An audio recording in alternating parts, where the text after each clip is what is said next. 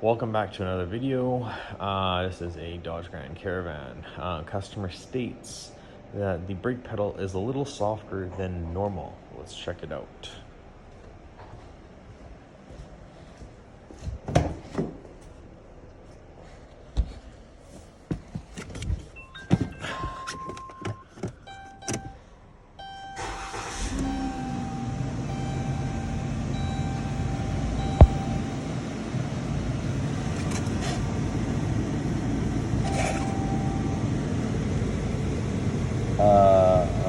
What?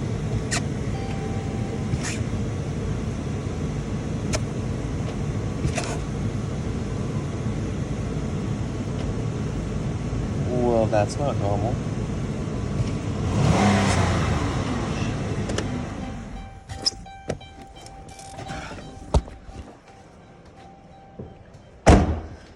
When you have something like that happening, first thing you should do is check out your brake fluid reservoir. First problem right there, it is empty. They don't go empty for no reason.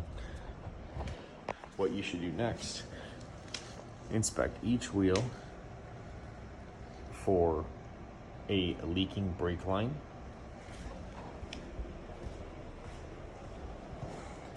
I have already gone ahead and checked all the wheels and have found no leaking brake lines.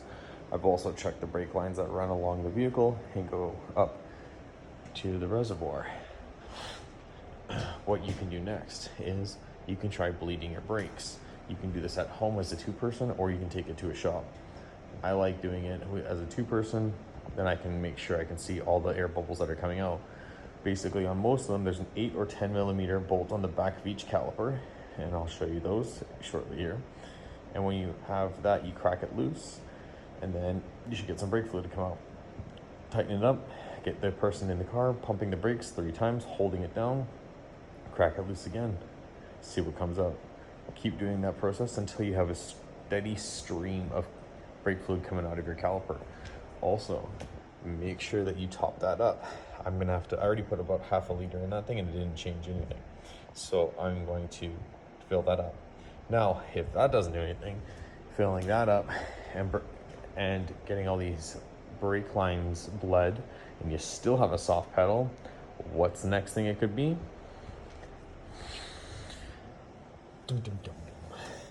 Back there behind this brake fluid reservoir is called a brake booster.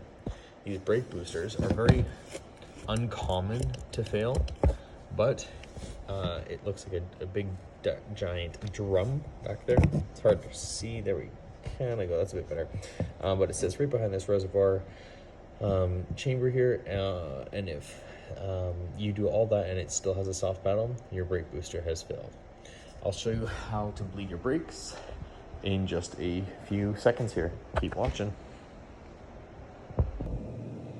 All right, so on the two-person bleed, you'll have somebody in the vehicle and they're gonna be pumping the brakes. You're gonna pump the brake 3 times. Pump, pump, pump, then you're gonna hold it. Once you do that, there's these caliper bolts that are right here where the light is shining on it. It's got a little red nipple on it. Sorry, black nipple, what the? Take it off, okay? And then you have access to your bleed port, okay? That's your bleeder right there. This one back here is a 10 millimeter. Most vehicles is 10 or 12, depending on what it is. If it's a truck or something, they go bigger. So, and then you would just basically crack it loose after they're holding the pedal down. And then a bunch of brake fluid will pour out into your catch tray here. I've already done the other 3, but basically, yeah, you just put a wrench on it, like so, and then you would just crack it loose and it go. For the first few times it may come out as a little dribble. You want to keep going until it's a good steady stream. Once it's a good steady stream, you know there's no air pockets in the line, you got fresh brake fluid, and then that's all done. That is how you bleed brakes. If it is a single person and you don't have a second person, there are tools you can use that can help you. I don't have them, I don't use them, I can't comment on them. But that is how you do it. Whenever you need to bleed calipers or anything like that, pretty much the standard thing. Thanks for watching. This is how you bleed calipers. Let me know if there's any other videos you guys are looking for. Don't forget to comment, like, and subscribe. Thank you very much.